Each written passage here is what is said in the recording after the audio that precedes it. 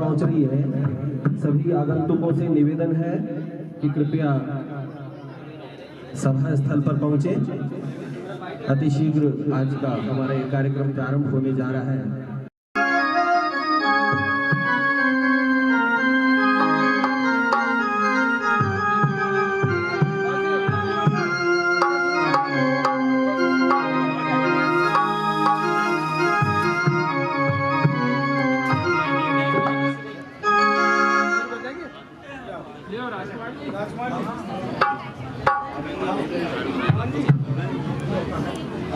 माता जी के श्री चरणों में श्रीफल समर्पित करने हेतु मैं सभी महानुभावों से आग्रह करूंगा कृपया अपने स्थान पर खड़े हो जाएं और थोड़ा सा आगे की तरफ पधारें।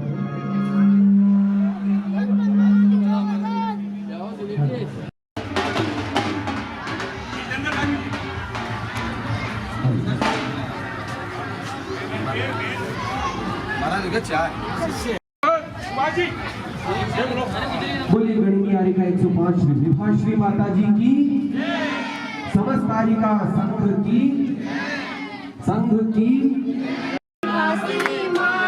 समर्पित है तुमको, भक्ति भाव से पूज रहे दो सब समित। ओम ब्रह्म पूजनीय गणियारिका माँ विभा श्री माता जी के चरणों में अनारोग्य पद प्राप्त है।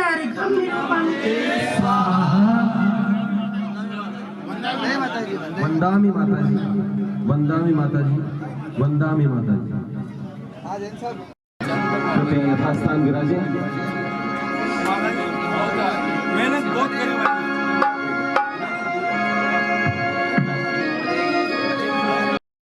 ये पावन प्रांगण और इस कार्यक्रम का आज हम शुभारंभ करने जा रहे हैं श्री वीर संगीत मंडल के सानिध्य में एक सुंदर मंगलाचरण की प्रस्तुति के द्वारा।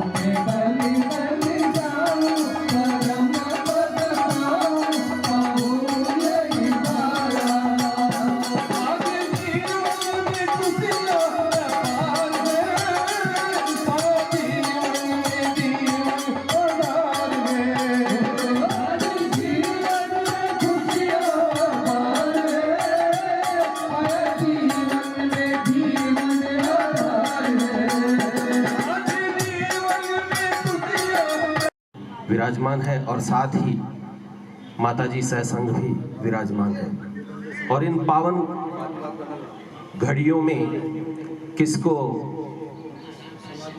श्री जी के अभिषेक का सुंदर अवसर प्राप्त होता है, आज इसी का निर्धारण हम इन पलों में करने जा रहे हैं। तो श्री जी के अभिषेक की बोली का, शांति धारा और अभिषेक दोनों ही की बोली का शुभारंभ 2100 रुपए की प्रारंभिक महत्वपूर्ण स्थान रखती है। और इस कार्यक्रम की गरिमा इसी बात से लगाई जा सकती है कि ऐसा सुंदर पावन सानिध्य शायद हमें आगामी पलों में कभी प्राप्त नहीं होने पावे। तो इस भावना को ध्यान में रखते हुए शीघ्रता दिखाएं। 2100 रुपए की पुण्यार्जन राशि के द्वारा हम बोली का शुभारंभ करने जा रहे हैं। श्री जी के अभिषेक और शांति धारा का संगीत मंडल से आयोजन।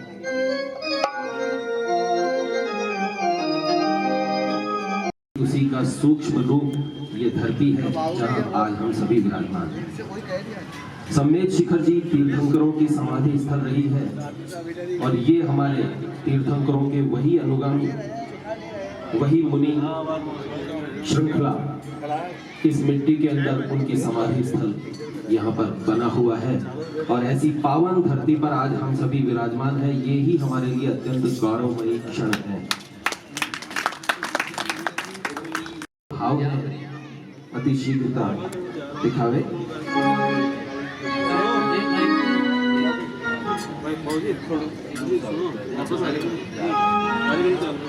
और मैं बता रहा था कि इस भूपेंद्र सागर समाधि स्थल को इतना सुंदर रूप और आकार देने में जिनका हमें भरपूर सहयोग प्राप्त हुआ है, श्रीमान महेंद्र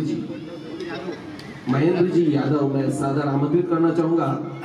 आपको आगे भी कई कार्यक्रम में जाना है, इस वजह से मैं पहले आपको भी आमंत्रित करूंगा। श्रीमान महेंद्र जी यादव साहब, और आप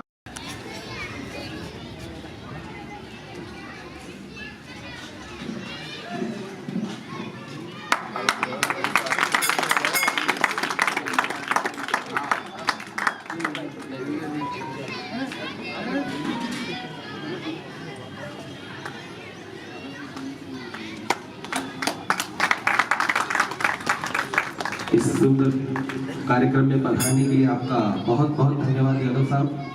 और आग्रह करूंगा कि जितना भी समय आपके पास हो कृपया हमें अपनी सहभागिता प्रदान करें। बंधुओं, अक्सर हम इसी गफलत में रहते हैं कि सारे दुख दूर होने के बाद ही ये मन प्रसन्न होगा, लेकिन यही तो हमारा भ्रम है। हकीकत तो ये है कि मन प्रसन्न रखिए और सारे दुख अपने आप ही दूर हो। इस पावन स्थली पर हम विराजमान हैं और मन में यही भाव रखें कि हम हमारे किसी भी जी यादव माता जी से आशीर्वाद प्राप्त करते हुए और स्वागत के लिए मैं आग्रह करूंगा श्री मनुस्मृतनाथ पंचायत के अध्यक्ष और परिवार पारा वाले श्रीमान अशोक जी पारा वाले जी को हम जानते हैं। आपके परिवार को ये पुण्यार्जन प्राप्त हुआ है और अशोक जी से मैं आग्रह करूंगा कि अभिषेक के लिए आप शीघ्रता दिखाएं, तैयारी करें। और इसी बीच में आमंत्रित करूंगा सर्वप्रथम तो अब इसके तुरंत पश्चात ही श्री जी के चरणारविंद की माल की बोली का हम निर्धारण करेंगे, पुण्यार्जन का निर्धारण करेंगे। और इसके लिए प्रारंभिक शुरुआत राशि में निर्धारित कर रहा हूँ 1101 रुपया। श्री जी के चरणारविंद की माल का 1101 रुपया। आपको बढ़ना है तो बढ़ो। 2101 रुपया था, 3101 रुपया। श्री जी के चरणारविंद की माल का 3101 रुपया। और बंधुओं में इस सुंदर कार्यक्रम में जिनका सहयोग हमें प्राप्त हुआ है, मैं उनकी भी क्षणिक जानकारी प्रदान कर रहा हूँ। इस सुंदर कार्यक्रम में आपके लिए सुंदर अल्पाहार की व्यवस्था का पुण्यार्जन अर्जित किया है श्रीमान राजकुमार जी, जय कुमार जी, निर्मल कुमार जी, प्रदीप कुमार जी, दोषी परिवार हरसोली वालों के कीर्तन ध्वनि से आपका हार्दिक स्वागत और अभिनंदन इस सुंदर कार्यक्रम में अपनी भूमिका समर्पित करने के लिए। और मैं अब सादा 4101 रुपया था। श्री जी के चरणारविंद की माल का 5101 रुपया श्री जी के चरणारविंद की माल का 5101 रुपया। मैं इसी बीच सादर आमंत्रित करूंगा श्री मुनीश्वरनाथ पंचायत के अध्यक्ष माननीय विनोद जी पाटनी को।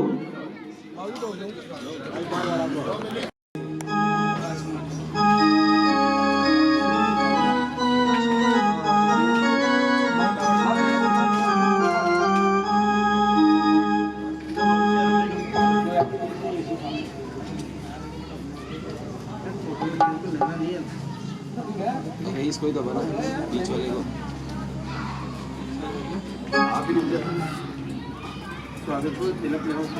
और आपका स्वागत अभिनंदन करने के लिए निवेदन करूंगा मुनीश्वरनाथ। योगेश भैया ले तेरा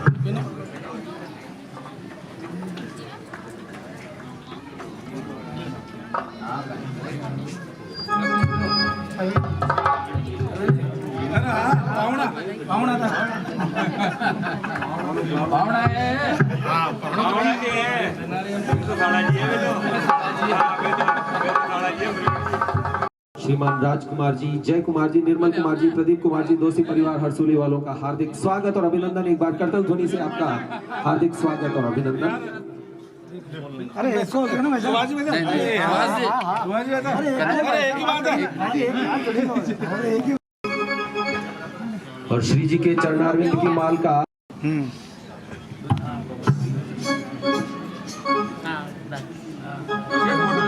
हो गया ना।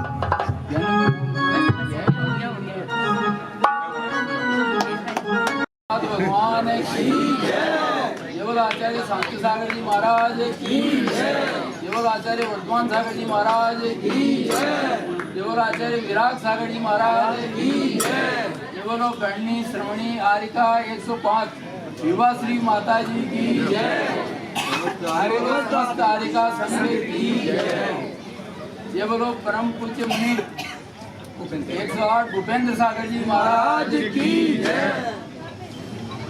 सबसे लास्ट में समाधि हुई परम पूज्य 108 यश सागर जी महाराज की जय। परम पूज्य घंटे आरिका 105 विवाह श्री माता जी सत्संग के चरणों में सर्व रमन वंदन।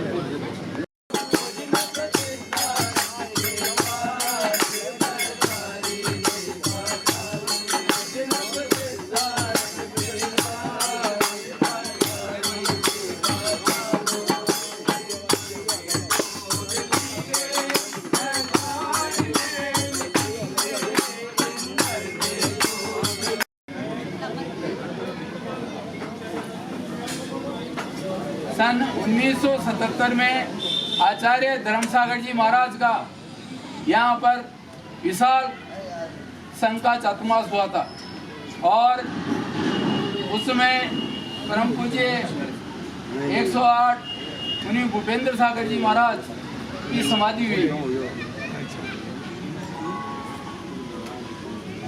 ये जो अपन जगह देख रहे हैं, ये जगह उस टाइम एकदम वीरान जगह थी और शांति कुमार जी गोदा हमारे समाज के उस टाइम मंत्री थे, तो उन्होंने यहाँ एसडीओ प्रशासन वालों से बात की और उन्होंने ये जगह दिखाई, बताइएगा आप यहाँ पर समाधि के लिए आपको ये जैन समाधि यहाँ पर समाधि कर सकते हो। आसपास कोई मकान नहीं था, एकदम वीरान जंगल था। सन 1977 में महाराज की यहाँ पर सर्वप्रथम यहाँ पर समाधि हुई। हम लोग भी उस टाइम करीब हमारी उम्र भी 22 साल ही थी, छोटे छोटे थे हम लोग। और कुछ सालों के बाद में यहाँ पर आसपास में मकान बनने लगे, तो समाज वालों ने सोचा कि यहाँ पर इसकी बाउंड्री वाल होनी चाहिए। तो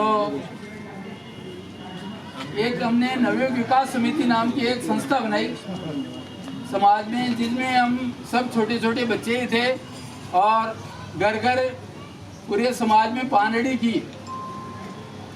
और हम लोग जहाँ पर भी पानड़ी करने के लिए जाते थे तो भाई पूछते थे, भाई ये बच्चे लोग कौन आए हैं? तो ये समाधि वाले आए हैं। इसे बाउंड्री वाल का उस टाइम जो रुपए पैसे इकट्ठे करके और इसका 4 दीवारी कराई। और यहाँ पर हम लोगों ने, जैसे हम लोग मौजूद थे, मैं हूँ, सुरेंद्र जी दगड़ा साहब, पूरण जी टोंगिया साहब, विमल जी पापड़िया साहब, हम लोग सुबह सुबह मॉर्निंग वॉकिंग के हिसाब से आते थे। और यहाँ श्रमदान भी, ये तगारी फावड़ा कुदाड़ी से सब हम लोगों ने यहाँ पर श्रमदान भी किया। श्रीमान, आज मैं श्रीमान एक तो हुक्मी चंद जी सेठी साहब जो उस टाइम इसके अध्यक्ष थे, और बागचंद सोगानी जी साहब, उनके योगदान को भी हम भुला नहीं सकते। उनका भी यहाँ पर प्रशंसनीय योगदान रहा। जो आप ये जगह देख रहे हैं, इसमें 4 मुनि महाराज और 9 माता जी, 4 मुनि महाराज और 5 माता जी, इनकी यहाँ पर समाधि हुई।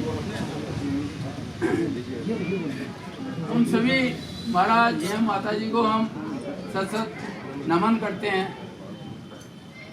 यहाँ पर क्षेत्र के विकास में जिस जगह अपन टीन सेट पर बैठे हैं, श्रीमान प्रदीप जी चौधरी द्वारा उनका ये योगदान है टीन सेट लगाने का। और यहाँ पर जो ट्यूबवेल है, संजय जी पापड़ीवाल द्वारा यहाँ पर ट्यूबवेल करवाया गया।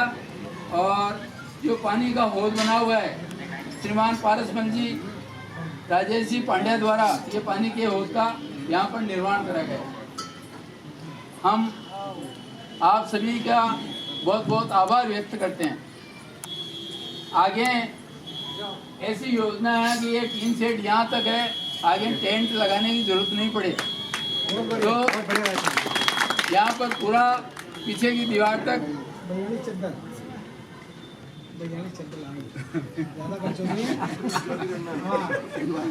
हाँ ऊंचा होकर के फिर ऊंचा भी करनी है। वैसे तो ऊंचा है, ये पर्दा लगा हुआ है इसमें। हाँ ऊंचा ही कम से कम 5 है।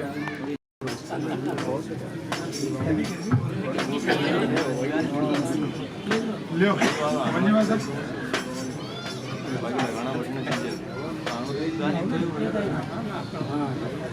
महिला वर्ग का सम्मान श्रीमती भवरी देवी जी पाटनी के द्वारा। माता जी करो। सभी को बहुत बहुत धन्यवाद। कृपया पुनः अपना स्थान ग्रहण करें। और अब मैं पाटनी परिवार से महिला वर्ग जो भी यहाँ पर उपस्थित है, कृपया सादर आमंत्रित है, अनुरोध को स्वीकार करें और आगे की तरफ पधारें। माता जी के श्री चरणों में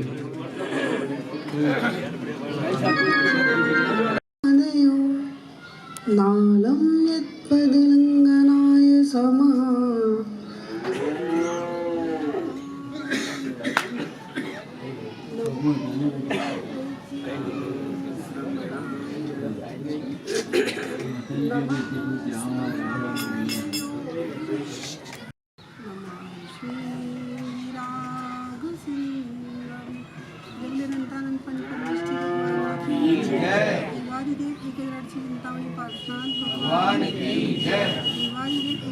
आदिनाथ भगवान की जय।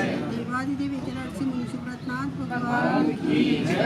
अंतिम तेज वर्तमान शासन भगवान महावीर स्वामी की जय। परम पूज्य गणाचार्य गुरुदेव श्री विराग सागर जी महाराज की जय। अहिंसा श्री माता जी की जय। की जय। आवाज आएगी क्या? इसमें आ जानी चाहिए।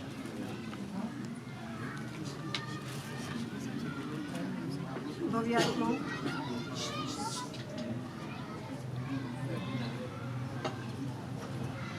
चरण उनके पूजनीय होते हैं जिनका आचरण पूजनीय होता है। आचरण की पूजनीयता व्यक्ति के भावों के ऊपर निर्भर करती है। बिना भावों की विशुद्धि के, बिना परिणामों की निर्मलता के किसी भी व्यक्ति का आचरण पूजनीय नहीं हो सकता। मांगलिक नहीं हो सकता। द्रव्य मंगल, क्षेत्र मंगल, काल मंगल, भाव मंगल, नाम मंगल और स्थापना मंगल, 6 प्रकार के मंगल आगम में कहे गए। नाम उन्हीं का मांगलिक होता है जिनके भाव मंगल होते हैं।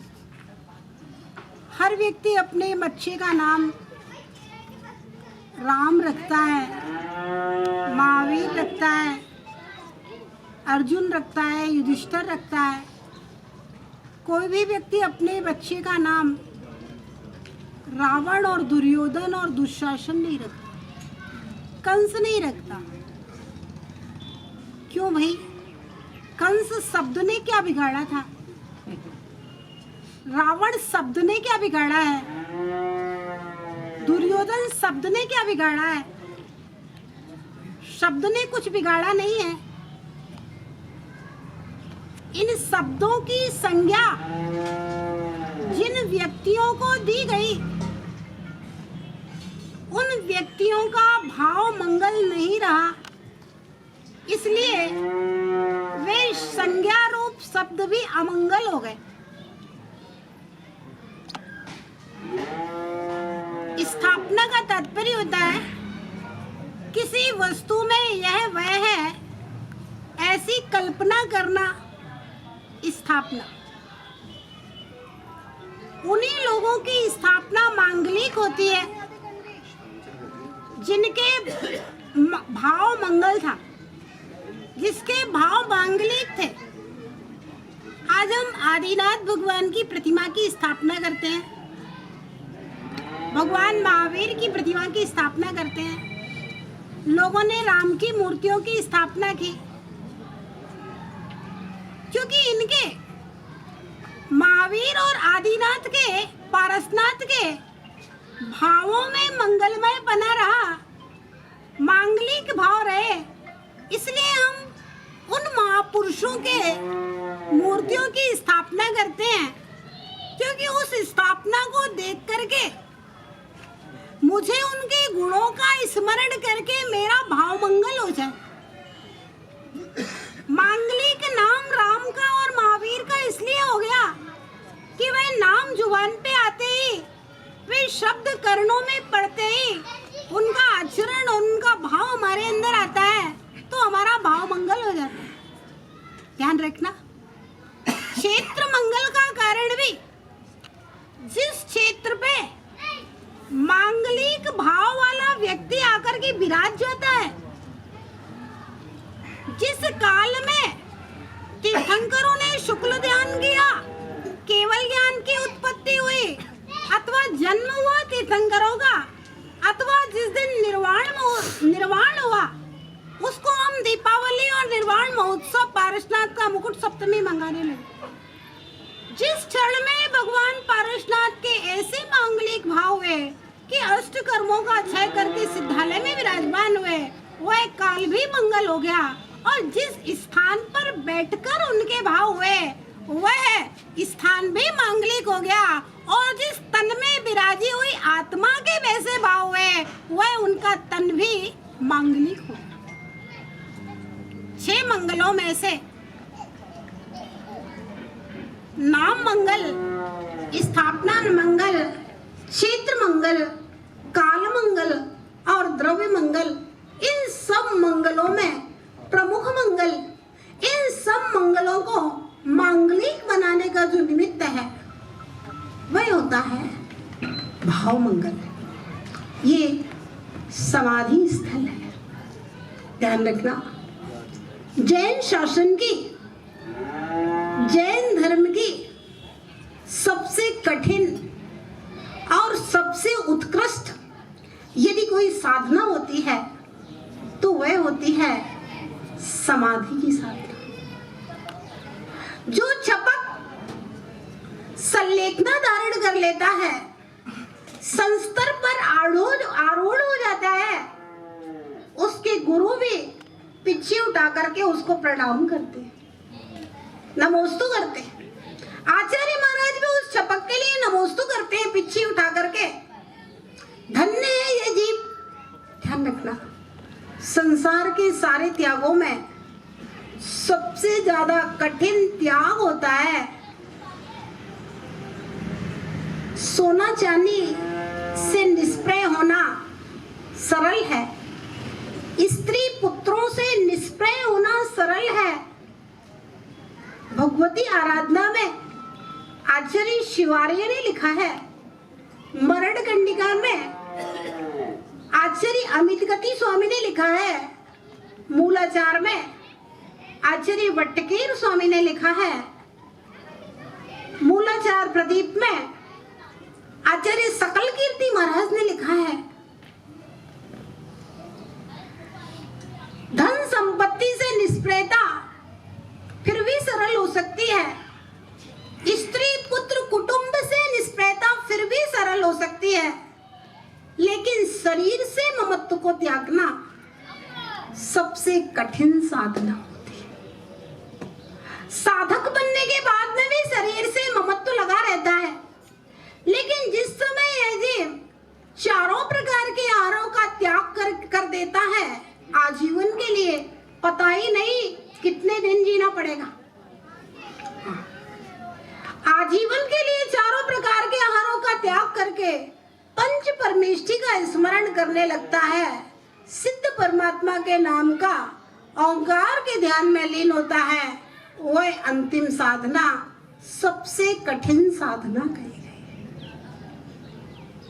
आचार्यों ने लिखा है, बड़े बड़े महान तपस्वी सैकड़ों वर्षों तक जिन्होंने तप किया है, ऐसे महान तपस्वी भी तीव्र कर्म के उदय से, तीव्र वेदना के कारण से बहुत बार अंतिम समय में अपने संयम के पथ से च्युत होने के परिणाम होने लगते हैं।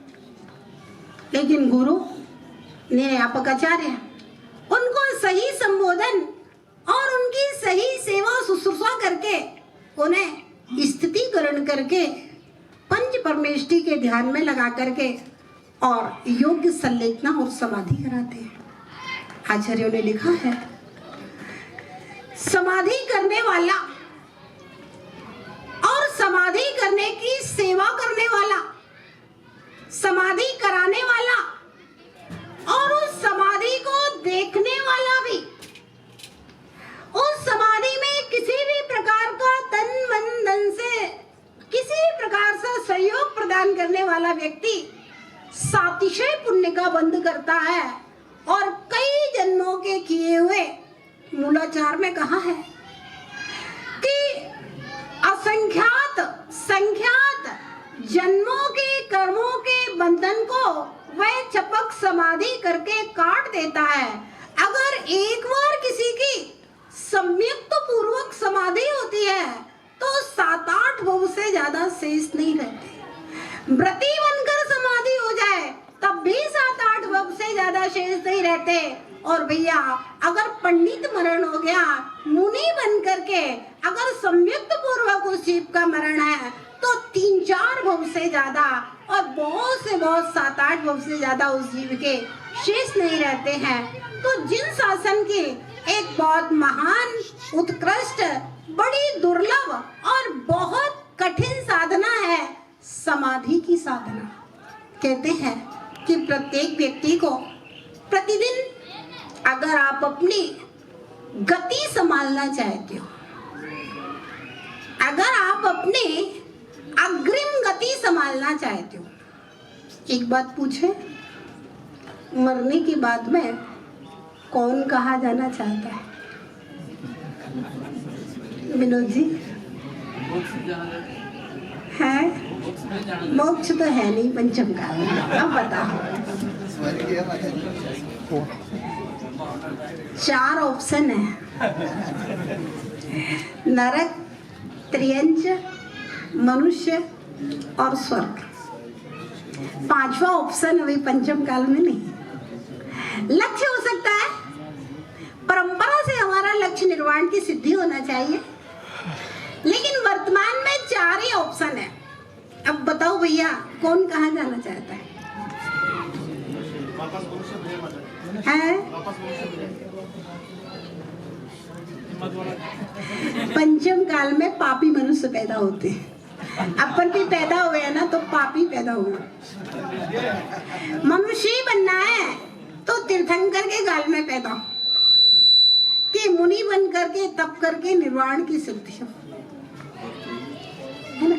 पंचम काल में हर व्यक्ति चाहता है कि मेरी सदगति हो, है ना। किसी को देवलोक मिले, किसी को भोग भूमि मिले, और मनुष्य भी बने तो विदेश क्षेत्र में तीर्थंकर भगवान की शरण में जाकर के मनुष्य बने, वहां जाकर के मनुष्य। अगर हम हमारी सदगति चाहते हैं तो ध्यान रखना, समाधि मरण सुगति गमन के लिए है।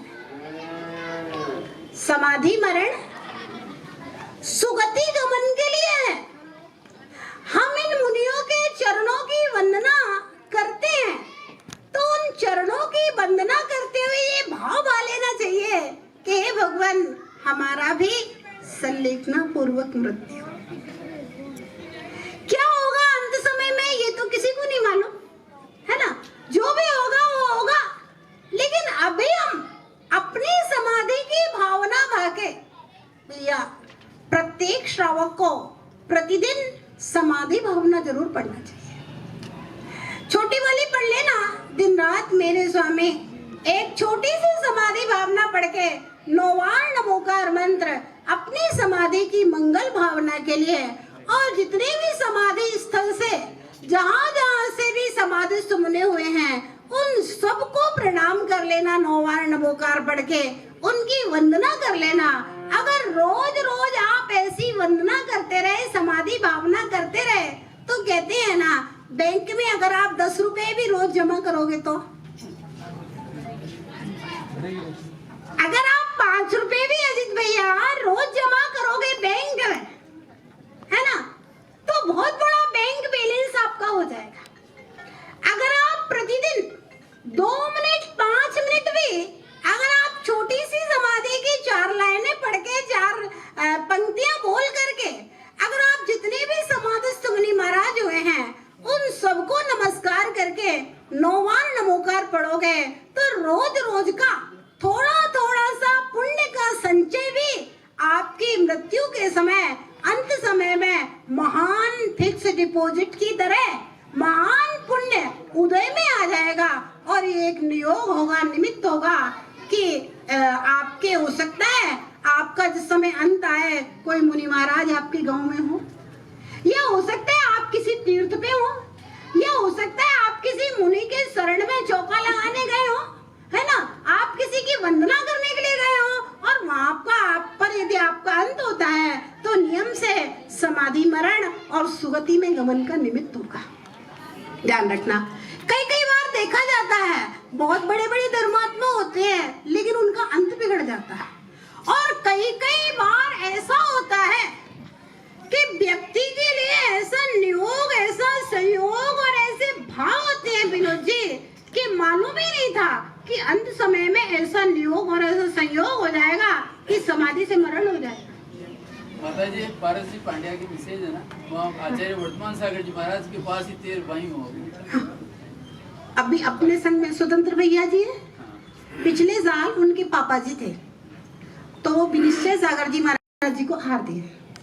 जिस दिन उनकी मृत्यु हुई उस दिन भी सुबह उन्होंने भगवान का अभिषेक पूजा विधान रोज करते थे, सोने पूजा विधान किया। दोपहर में 2:30 बजे स्वाध्याय कर रहे थे, महाराज जी के साथ में ब्रह्मचारी लोगों के साथ बैठे थे, ऐसे स्वाध्याय सुन रहे थे।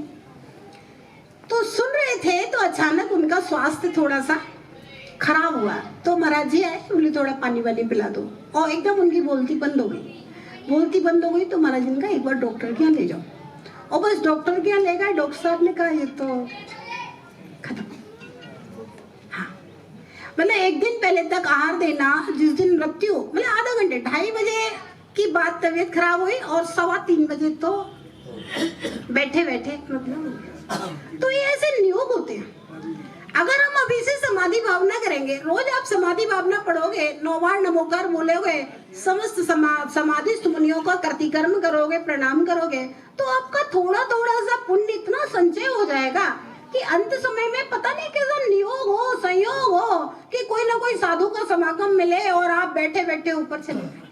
मैंने ऐसे ऐसे लोगों को देखा है भैया। हम लोग सन 2008 की बात है, रांची चतुर्मास हुआ, उसके बाद समेत शिखर की परिक्रमा थी, रांची जैन समाज के द्वारा परिक्रमा थी, लगभग 1500 लोग उस परिक्रमा में थे। तो एक दादाजी थे, 3 जनवरी और 4 जनवरी की परिक्रमा थी। 3 जनवरी की दोपहर में निकले, 4 जनवरी को 12 बजे मधुबन वापस आए। उन्होंने 50 किलोमीटर की परिक्रमा हम लोगों के साथ की। हाँ, 4 तारीख को वे घर पहुंचे, 5 और 6 2 दिन बीच में, 7 तारीख को भी उन्होंने सुबह भगवान का अभिषेक किया, पूजन किया और शाम को 7 बजे पता चला कि दादाजी तो चले गए। मतलब 3 दिन पहले जिस आदमी ने 50 किलोमीटर चल करके समेत शिखर की परिक्रमा की और नीचे वाली इतनी जंगलों में से निकल गए, और 3 दिन बाद